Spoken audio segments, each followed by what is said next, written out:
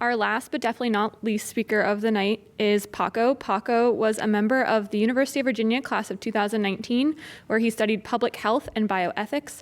Paco is currently an M3 at Robert Wood and is interested in the field of family medicine with a sports medicine fellowship in his future. Here tonight with his med talk titled Picking Up the PACCE.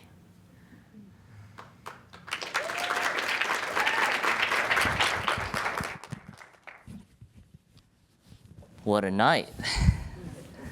What an evening. The energy here is really great. It's very intimate, but I need your help before I begin. You may have heard of this before, but this is the famous Paco power clap. Okay?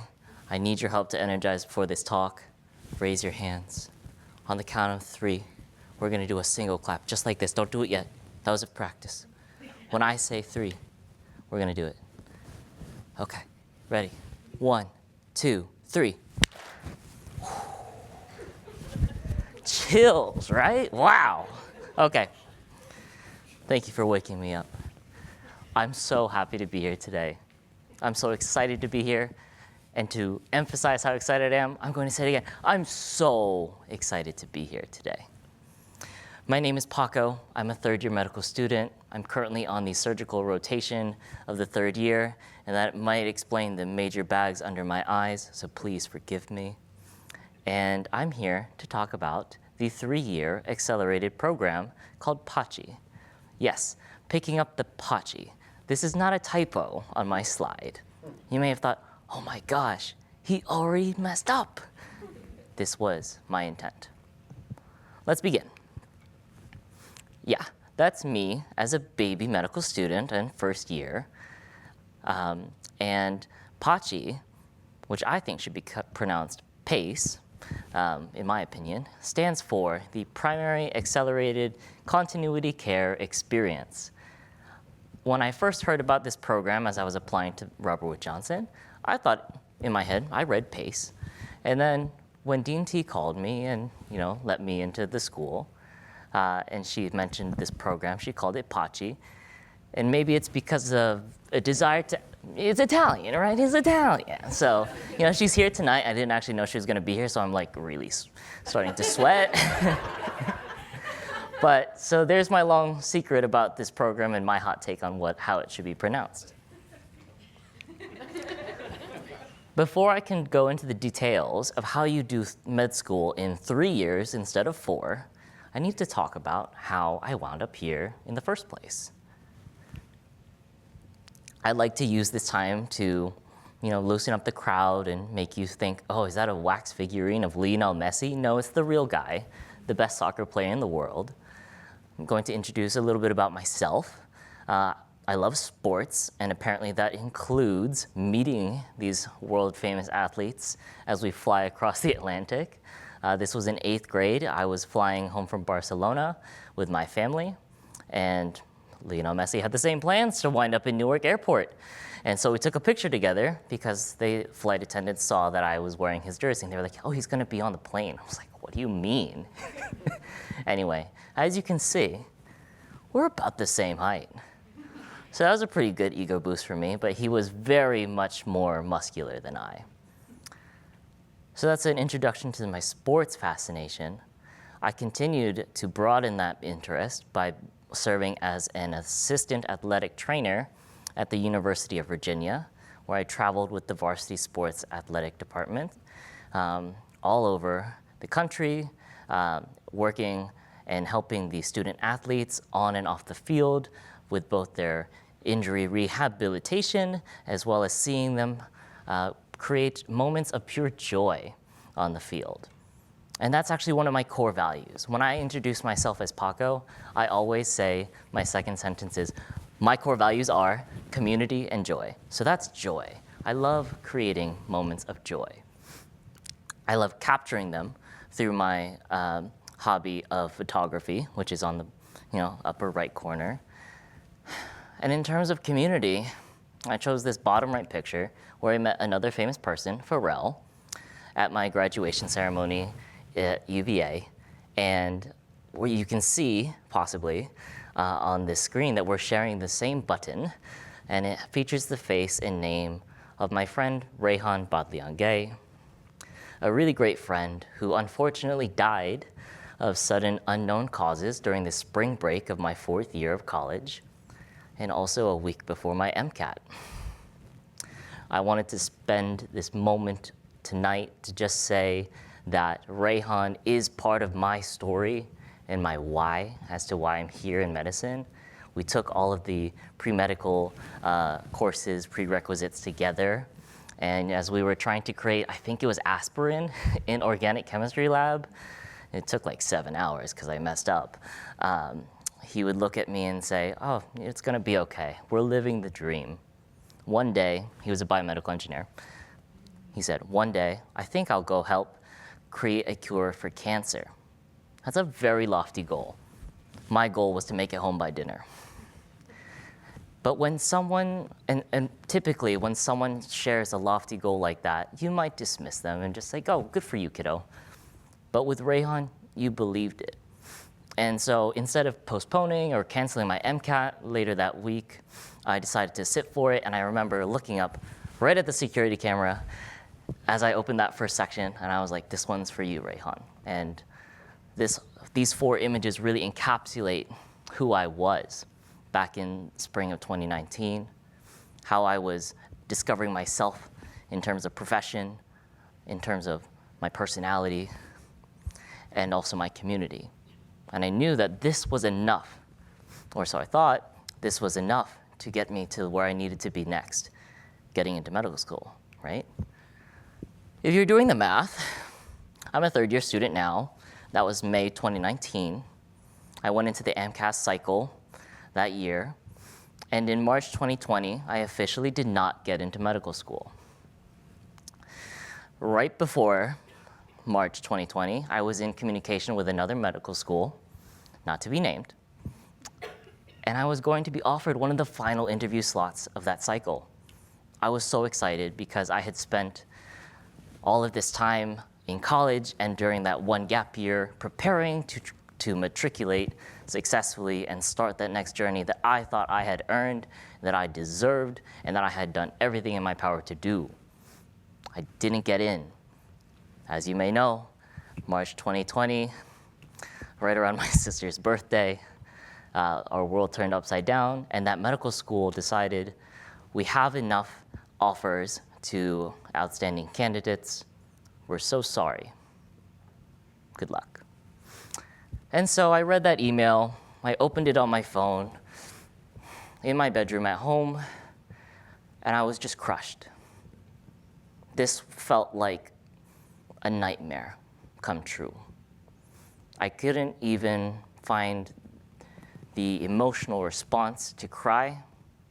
I was shell-shocked, and I had never been, up until Rayhan's death probably, I had never been in a moment where I could not find a response within my body.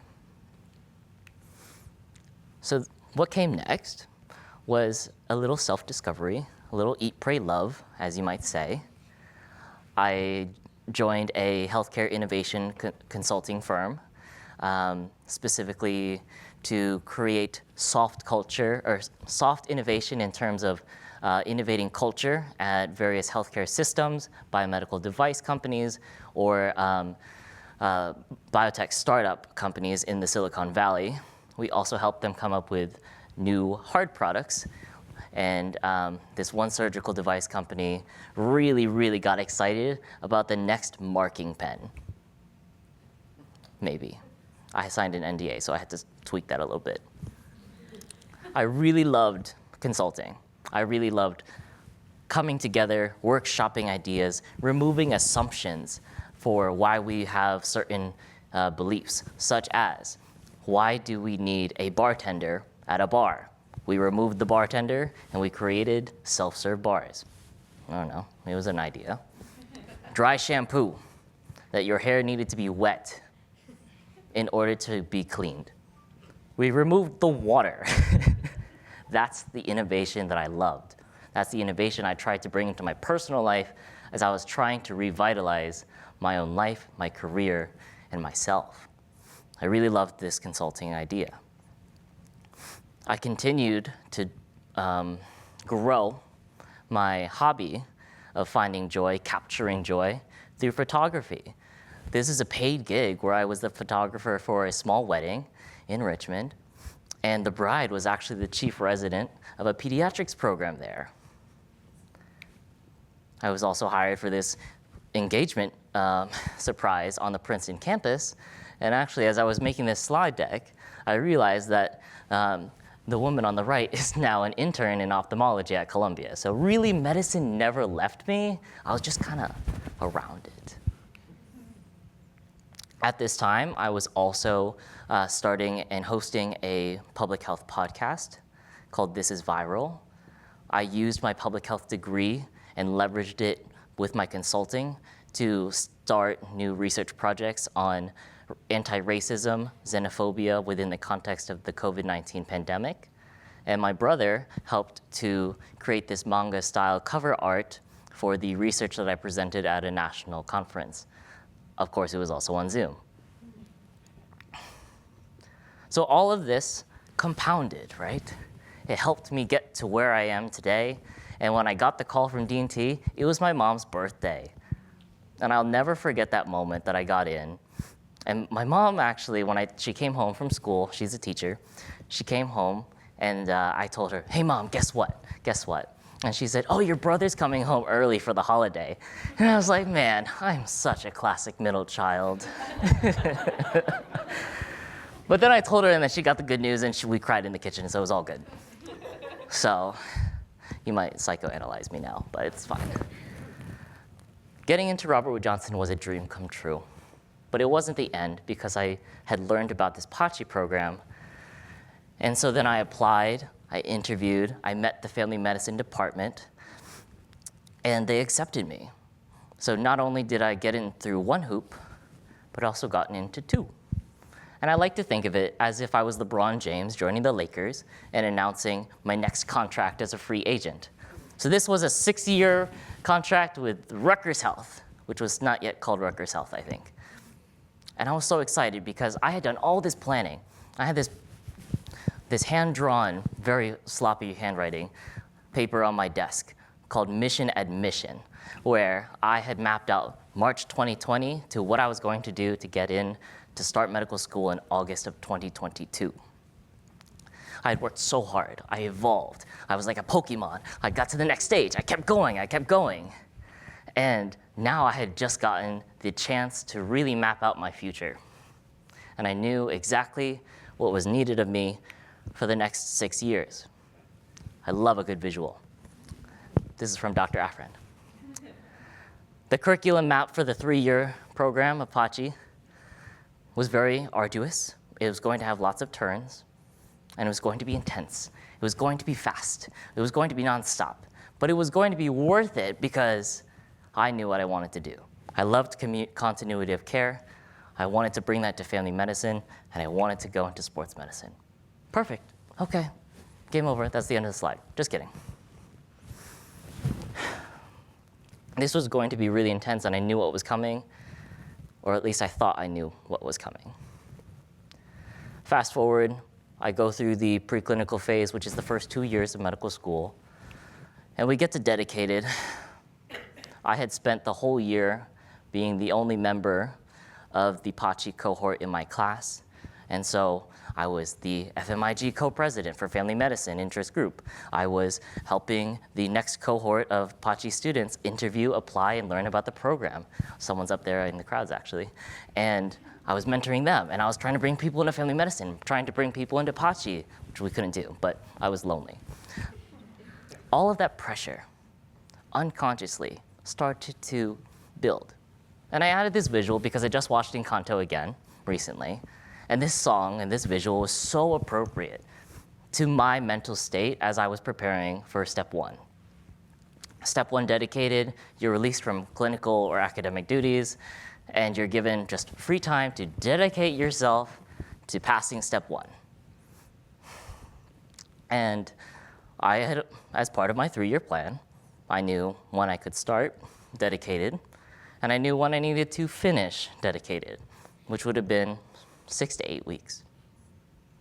I'll give you a little spoiler, I took 13.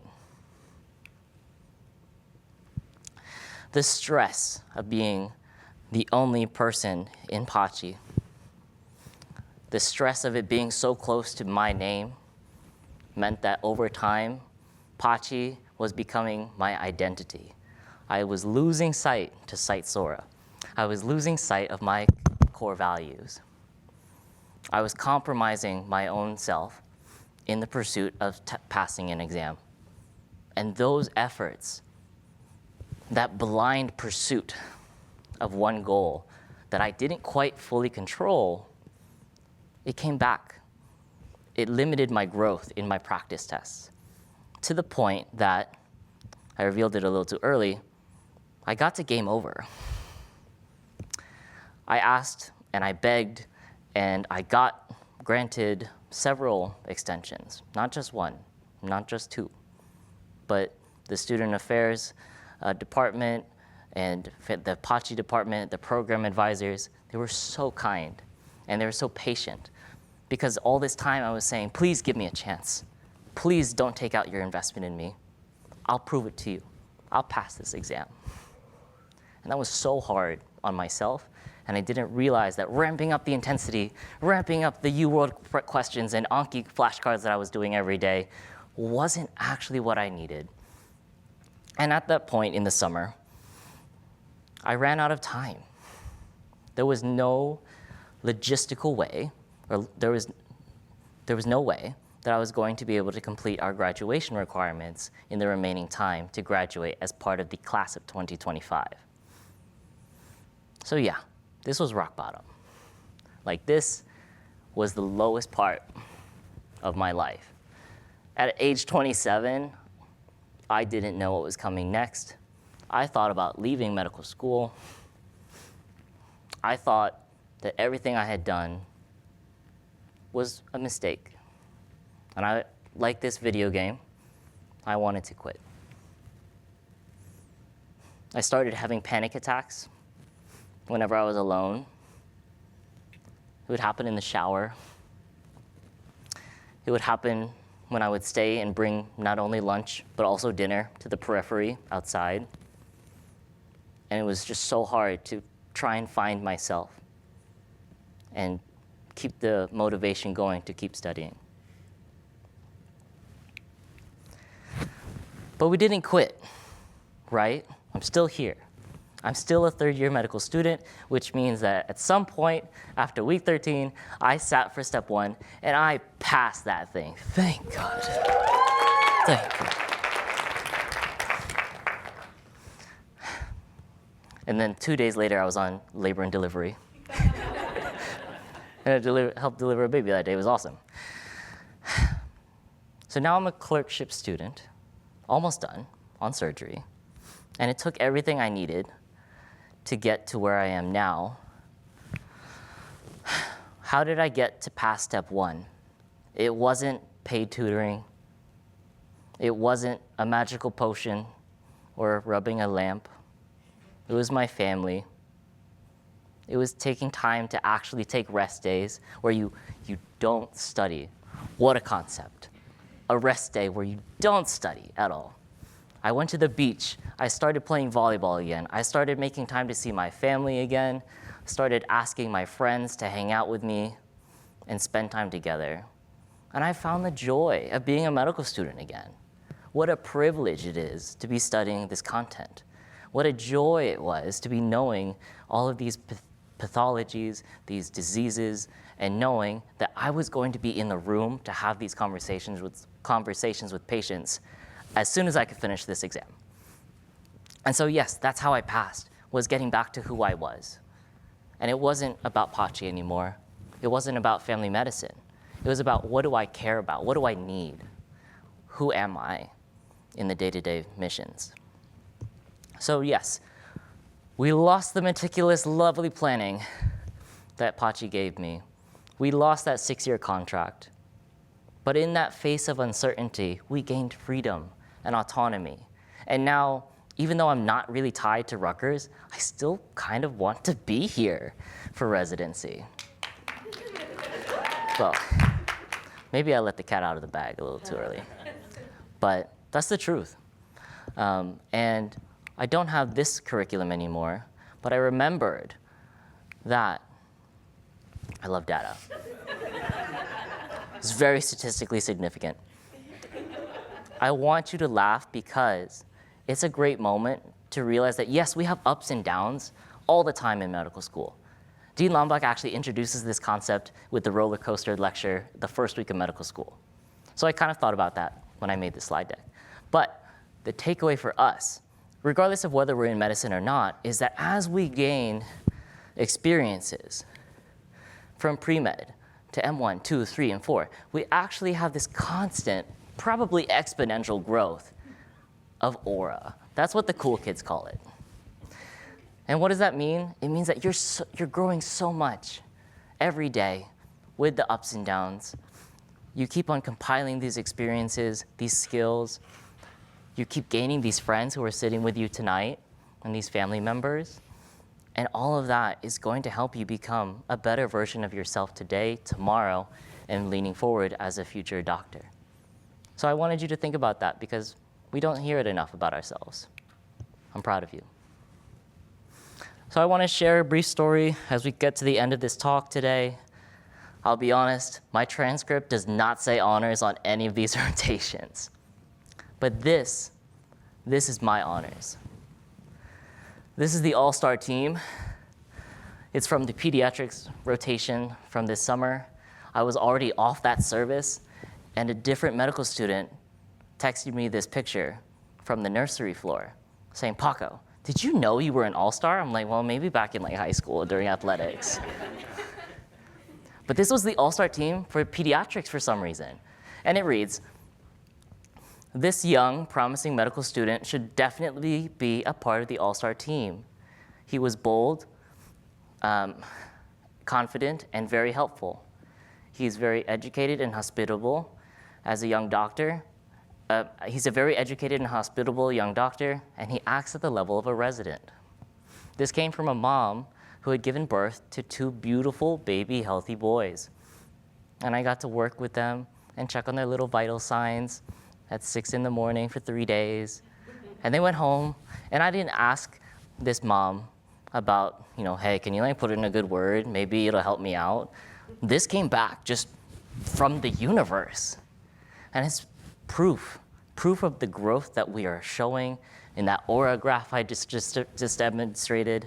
And it's proof that what we're doing by pushing ourselves through this profession is absolutely worth it. The gratification does come, and sometimes it's not instant, but it really sticks with you. I keep this note with me at my desk as I come home from a 12-hour shift, and then I go straight into my U-World of the day. I won't share my scores, but I keep it with me as a reminder. This is what medical school is for. This is what the future entails for us. You are going to be on someone's all-star team moving forward. It wouldn't be a lecture if I didn't have concept takeaways. Granted, we are in the MLH, right? So that's a given. Number 1, embrace the pace, not the PACCE, your pace of life and your medical school career. If you're rounding into the second part of medical school, M1 year, keep going. It's cold and dark, but just keep studying. If you're going into dedicated, takeaway 2 is for you. There are subtle ways to protect your peace and avoid self-comparison. Dr. Jason Ryan, the founder of Boards and Beyond, he tweeted out last year, you can turn off your percent correct on U-World. It's a real thing. They just don't tell you about it. And you might be laughing because you're like, no, I need to know that I, just like 76% of other people who take this question, got it right. What does that do for you? As long as, well, per Dr. Ryan, as long as you know the key takeaway, the story of the STEM that was given to you, and that you know how to get from point A to point B when you face a similar clinical STEM or real-life scenario, if you did that, even if you got it wrong, you won. So just a few food for thought as you might be going into step 1 dedicated. I would say, for everybody, don't change who you are to become the doctor you want to be. Find your core values, stick with them. When you lose sight of your core values, you start pursuing a specialty, possibly. You get built up in the competition, as we learned earlier in the first talk. And you might be led astray. I like to think of it, we have some video game references in this talk today. I like to think of it as we are living an open world video game. There's a main adventure, and that's finding yourself. If you find yourself, you'll just do medicine as a side quest. It's just gonna be part of the game. Let me go build some, campfires, or cook some food, become a doctor. It's all part of the same thing. But as long as you stay true to who you are, you're still getting to victory by the end of the game. And don't be like me, where we unconsciously build ourselves into the type of competitive applicant that we think we need to be for the ERAS residency application program cycle. They want to know your stories, which leads us into topic 4. Document and collect your stories. Find those times when you sit with a friend and you work through that really hard problem, or you review the coagulation cascade for how many times. Find the moment where you actually meet your parents for dinner and don't tell them, I'm so tired, I'm so busy, I can't think, I have to leave, I have to go study. Where you actually stayed and were present for that dinner. It's miraculous. Collect and document your stories with your friends. So I take all these photos. Someone called me earlier today, like the unofficial photographer of Robert Wood Johnson Medical School. So yes, we have a very diverse community here at Robert Wood. We have a very beautiful